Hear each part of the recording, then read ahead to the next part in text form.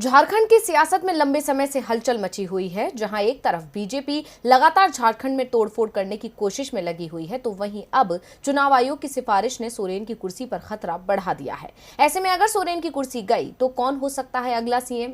क्या सोरेन के सीएम पद जाने के बाद जेएमएम में हो सकती है खींचतान? देखिए रिपोर्ट। झारखंड में इस समय सियासी बवाल मचा हुआ है, जिसके चलते इस वक्त सभी की नजरें झारखंड की सियासत पर टिकी हुई है, क्योंकि महाराष्ट्र के बाद भारतीय जनता पार्टी का अगला टारगेट था झारखंड।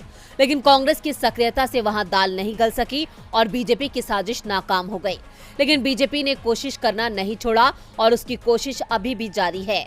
वहीं जैसा कि विपक्ष का आरोप है कि जहां बीजेपी नाकाम होती है या हारती है तो ईडी, सीबीआई, आईटी इन तीनों को आगे कर देती है। उसी के मुताबिक अब अवैध खनन का मामला उठाकर सीएम हेमंत सोरेन के लिए भी मुश्किलें खड़ी कर दी गई हैं।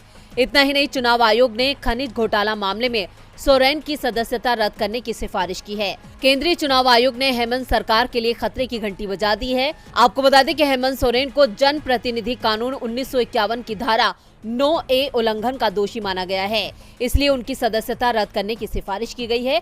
लेकिन अभी राज्यपाल का फैसला आना बाकी है। सीएम हेमंत सोरेन की कुर्सी बचेगी या जाएगी, इस पर आज राज्यपाल रमेश बैस फैसला लेंगे। ऐसे में सवाल ये है कि अगर सोरेन की कुर्सी जाती है तो अगला दावेदार कौन हो सकता है। दावा तो ये भी किया जा रहा है कि सीएम पद को लेकर जेएमएम में खींचतान भी हो सकती है और बीजेपी यही स्थिति पैदा करना चाहती थी, जिससे वो जेएमएम में होने वाले मनमुटाव का फायदा उठा सके और टूट कर सके।